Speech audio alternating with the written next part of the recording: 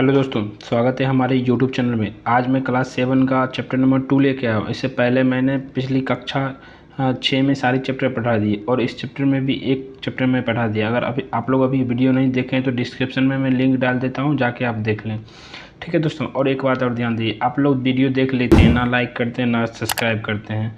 अरे यार, like subscribe कर दो तो ना हम नया वीडियो जब डालेंगे तो आपके पास पहुँचेगा। ठीक है, तो चलते हैं इस वीडियो को लेके। ठीक है, इस चैप्टर को ध्यान से बारीकी से पढ़िए। देखिए, पहले परेशान नहीं होना, उत्सुक नहीं होना है। ठीक है, हम पैराग्राफ को पहले पढ़ लेंगे, फिर अच्छी तरह से समझाएंगे। क्या है कि पहले पैराग्राफ को समझाने से पूर्व अगर आपको हम समझाते हैं तो वो अच्छी तरह से समझ नहीं आएगा, इसलिए पैराग्राफ पढ़ लेंगे, उसके बाद आपको हम समझाएंगे। तो ठीक है, चलते हैं इस चैप्टर को लेके। कह रहा है दूसरा, हमारी पृथ्वी के अंदर, मतलब हमारी पृथ्वी के अंदर क्या मतलब बदलाव हो रहा है। ठीक है, इसके बारे में हम जानेंगे। ठीक है, तो चलिए देखिए क्या कह रहा है। यहाँ कह रहा है हमारी पृथ्वी एक गतिशील ग्रह है। आपको पहले ही पता था, 6 क्लास में ही पढ़ लिया कि पृथ्वी हमारी एक मतलब ग्रह है और यह क्या है, गतिशील है। इसके अंदर एवं बाहर निरंतर परिवर्तन होता है। इसके अंदर और बाहर निरंतर परिवर्तन होते रहता है। ठीक है, क्या आपने कभी सोचा है कि पृथ्वी के आंतरिक भाग में क्या है, पृथ्वी किन पदार्थों से बनी है। मतलब बोल रहा है कि क्या आपने सोचा है कि पृथ्वी के अंदर क्या और पृथ्वी किस चीज़ से बनी हुई है। ठीक है, तो हम पृथ्वी के आंतरिक भाग को पहले देखते हैं। ठीक है, पैराग्राफ पहले पढ़ने दीजिए। ठीक है, कह रहा है एक प्याज की तरह पृथ्वी भी एक के ऊपर एक सेकेंडरी परतों से बनी है। पृथ्वी की सतह की सबसे ऊपरी परत को प्रवृत्ति कहते हैं। ठीक है, यह सबसे पतली परत होती है। यह महाद्वीपीय साहित्य में 35 किलोमीटर एवं समुद्री सतह में केवल 5 किलोमीटर तक है। महाद्वीपीय साहित्य मुख्य रूप से सिलिका और एल्युमिनियम जैसे खनिजों से बनी है, इसलिए इसे सियाल यानी सी का मतलब होता है सिलिका तथा एल का मतलब होता है एल्युमिनियम, ठीक है, कहा जाता है। महासागर की प्रॉपर्टी मुख्यतः सिलिका एवं मैग्नीशियम की बनी है, इसलिए इसे सी में यानी सी सिलिका तथा मो मैग्नीशियम कहा जाता है। ठीक है, आगे देखते हैं। अब कह रहा है प्रॉपर्टी के ठीक नीचे मेंटल होता है जो 2900 किलोमीटर की गहराई तक फैला होता है। इसकी सबसे आंतरिक रूप मतलब आंतरिक भाग जो है उसको क्या, आंतरिक भाग का जो परत होता है उसे क्या क्रोड कहते हैं, यानी कोर कहते हैं। ठीक है, आगे चलते हैं।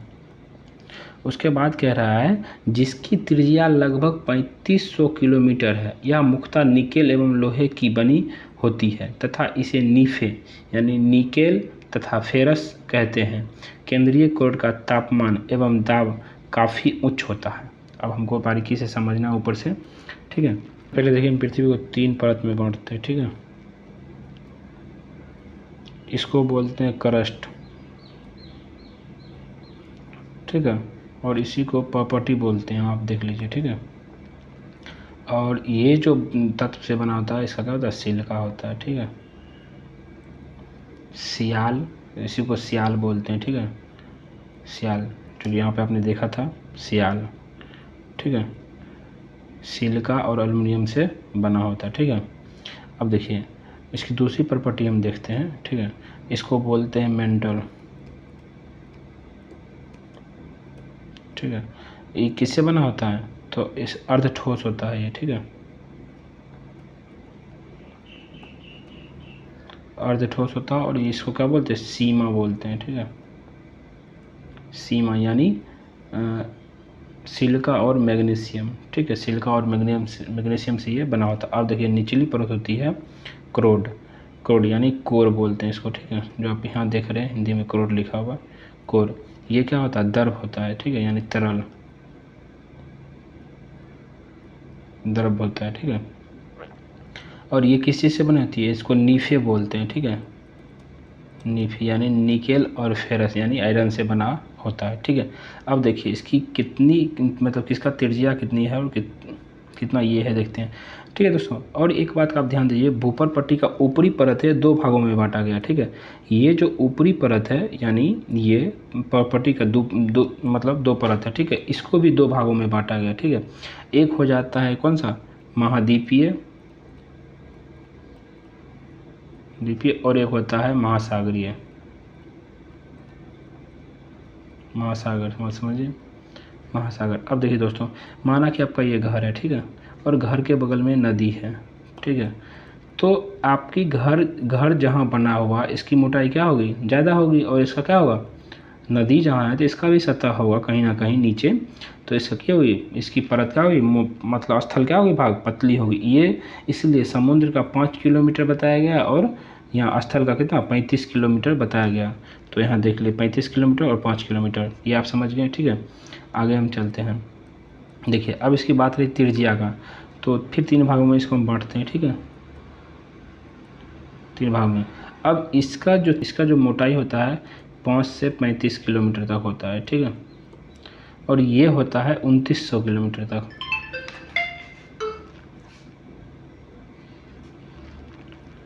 ठीक है, 2900 किलोमीटर। और ये बीच वाली जो होती है इसका कितना होता है 3500 किलोमीटर की, ठीक है, 35 किलो, ये समझ गए, ठीक है। और आपको ये भी बता दिए कि मतलब ये क्या, इसको सियाल बोलते हैं, इसको सीमा बोलते हैं, सीमा भाभी, और ये इसको क्या बोलते हैं, नीफे बोलते हैं, ठीक है, तीसरा को। अब देखिए ये दर्ब यहाँ का क्या होता है, ताप और दाब क्या होता है, काफ़ी उच्च होता है, ठीक है। अब बहुत ऐसे पढ़ाकू लोग बोलेंगे कि यहाँ कुछ भाग क्या होता है, ठोस भी होता है, तो अगले चैप्टर में हम बताएंगे, जब अध्याय में आएगा तो हम बताएंगे। यहाँ एनसीईआरटी है, एनसीईआरटी के अनुसार यहाँ ज़्यादा नहीं जानना है, ठीक है, इसलिए नहीं तो बच्चा को क्या होगा, ज़्यादा तकलीफ उठानी पड़ेगी, इसलिए बाद में हम बताएंगे, वो अगले चैप्टर में ज़रूर मिलेगा, ठीक है। आगे चलते हैं। अब क्या कह रहा है देखिए, अब देखिए कह रहा है पृथ्वी के आयतन केवल 1%, मतलब पृथ्वी को आयतन के हिसाब से अगर बांटते हैं तो 1% प्रॉपर्टी है, मतलब ये प्रॉपर्टी 3 भाग है, ठीक है, तो ये मात्र 1% है, ठीक है। और बोल रहा है 84% मेंटल है, यानी 84% जो है ये मेंटल भाग है, और क्या कह रहा है 15% यानी 15% क्या है, कोड है।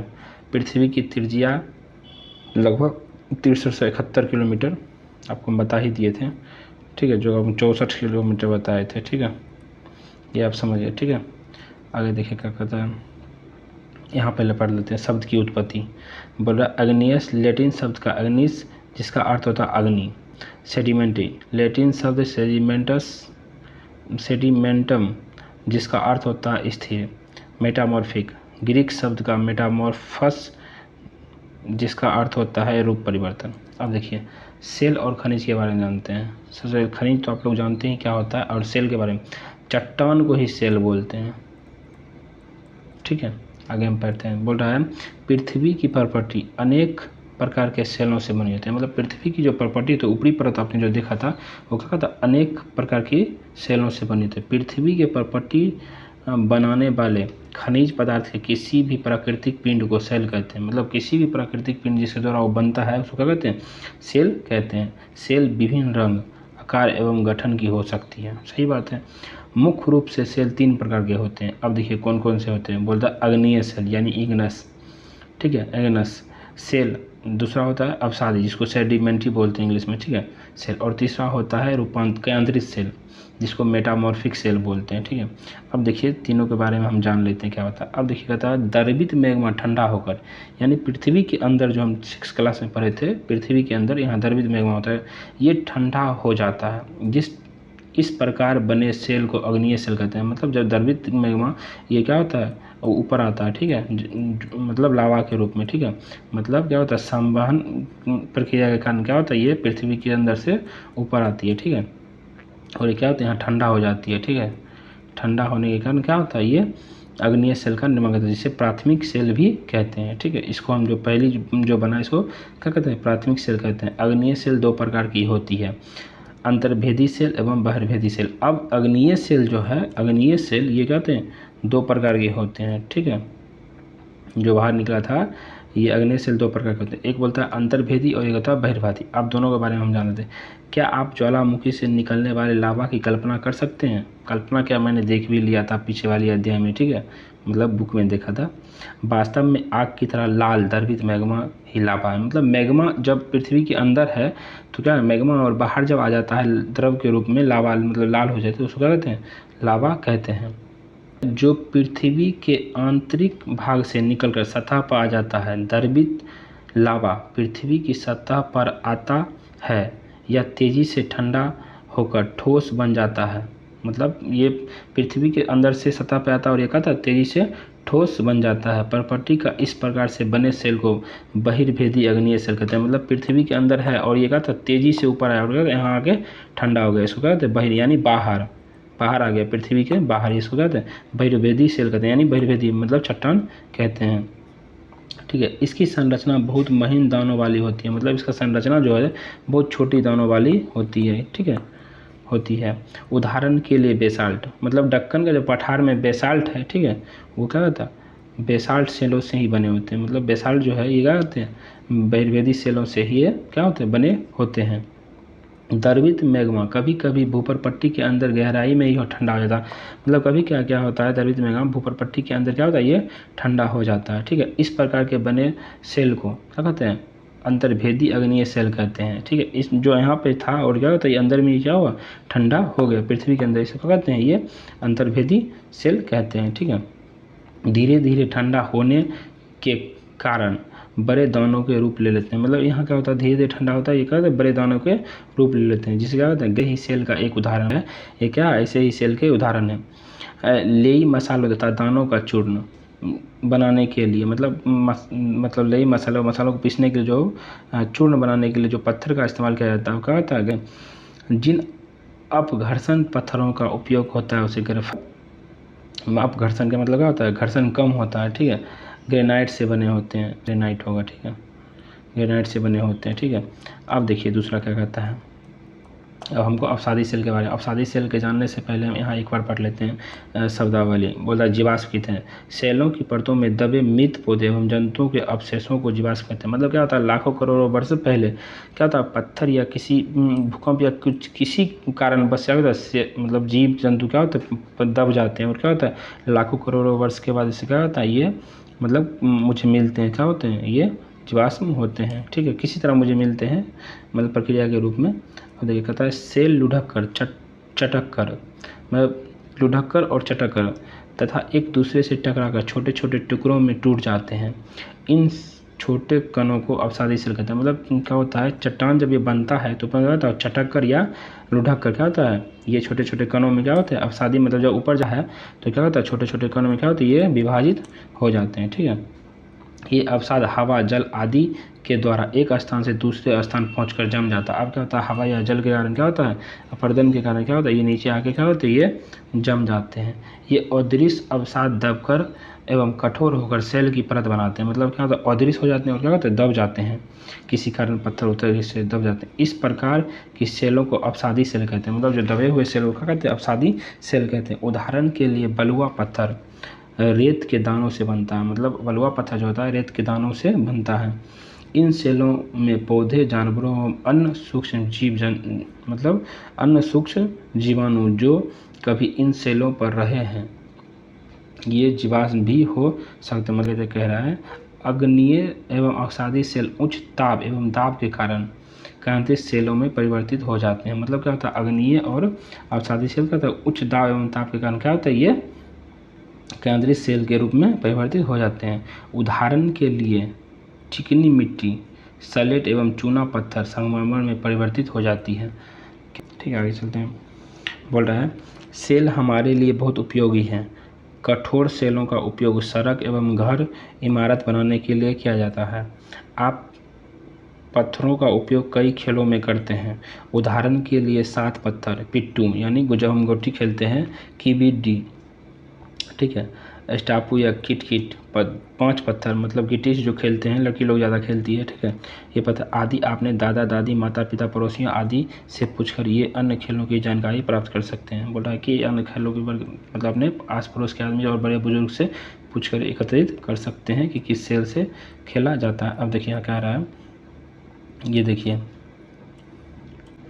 यहाँ कह रहा है अनेक स्मारकों के चित्र एकत्रित कीजिए तथा इसे पता कीजिए कि किन सेलों से बनी है। 2 चित्र के लिए एकत्र किए गए हैं। मतलब बोल रहा है 2 चित्र एकत्र किए गए हैं, इसको आप बताइए कौन कौन से। तो क्या कहता है लाल किला लाल बलुआ पत्थर से, मतलब लाल बलुआ पत्थर क्या था ये अवसादी सेल में आते थे। ठीक है, ध्यान रखिएगा। और ये क्या था आपका कयांत्रित सेल था। ठीक है, केंद्रीय सेल था, केंद्रीय सेल से बना होता। अब देखिए कह रहा है, आगे पढ़ते हैं, कह रहा है आपको जानकर आश्चर्य होगा कि किन्हीं निश्चित दशाओं में एक प्रकार की सेल चक्रीय तरीके से एक दूसरे में परिवर्तित हो जाते हैं। मतलब बोल रहा है कि आपको जान के आश्चर्य होगा कि एक दूसरे में क्या होता है, ये चक्रीय प्रवाह इसका क्या होता है। देखिए हम आगे बताएंगे। ठीक है, कहता है एक सेल से दूसरे सेल में परिवर्तन होने की इस प्रक्रिया को सेल चक्रण कहते हैं। ठीक है, मतलब एक सेल हुआ यहाँ और दूसरे में क्या होता है, ये एक दूसरे में क्या होता है, परिवर्तित हो जाते हैं। ठीक है, तो इसको क्या कहते हैं, सेल चक्र कहते हैं।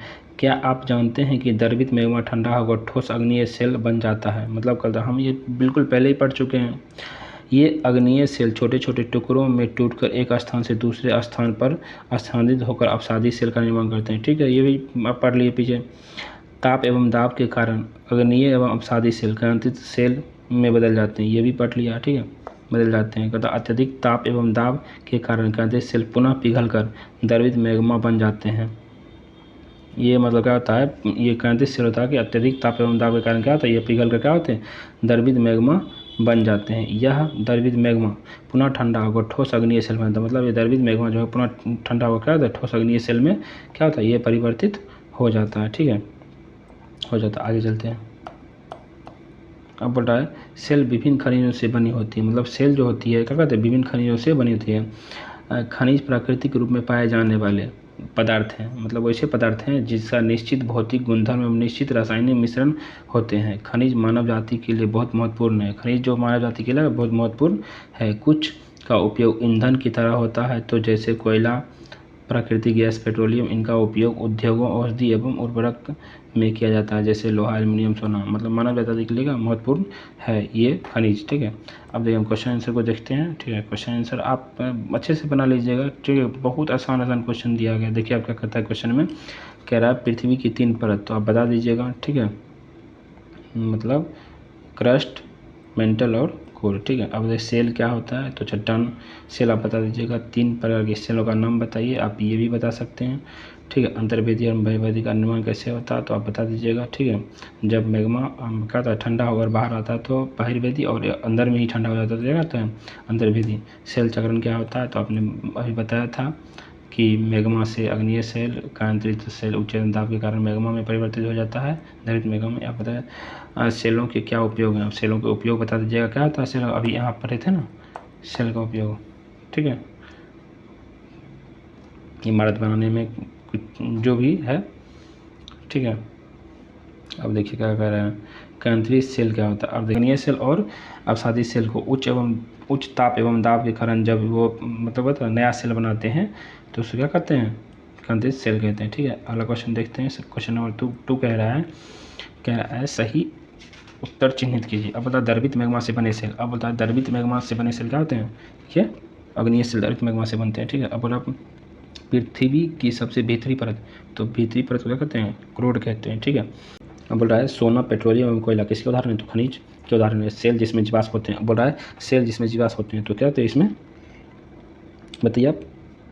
सेल जिसमें जीवाश्म होते हैं तो अवसादी सेल में क्या होते हैं, जीवाश्म होते हैं। क्या होते हैं, ये दबकर और होते हैं, मतलब लाखों करोड़ वर्ष के बाद दब के क्या होता है, इसी में जीव जंतु का ह्रास हो जाता है, तो उसमें क्या होता है, अवसादी सेल का निर्माण होता है। ठीक है, अब बोला पृथ्वी की सबसे पतली परत, और पृथ्वी के सबसे पतली परत को क्या कहते हैं, क्रोड कहते हैं, मेटल कहते हैं, नहीं प्रॉपर्टी कहते हैं। इसका कितना 5 किलोमीटर से 35 किलोमीटर था, तो महाद्वीपीय में 5 किलोमीटर और महासागरीय में 35 किलोमीटर। ठीक है, आप याद रखिएगा। ठीक है, अगला क्वेश्चन देखते हैं। अब कह रहा है निम्नलिखित स्थानों को मिलाकर सही जो, देखिए कुछ दोस्तों बहुत ऐसे टीचर होते हैं जो नहीं बताते हैं। ठीक है, हम आपको बताने की कोशिश करते हैं। देखो दोस्तों, अब हम 3 नंबर क्वेश्चन ऐसे मिलाने में दिक्कत हो रहा है कि पेज ऊपर नीचे है। ठीक है, तो हम यहाँ से लिख देते हैं, आप देख लीजिएगा। ठीक है, यहाँ क का देखिए क्या होगा, ख का 5वां होगा। ठीक है, आप पढ़ लीजिएगा।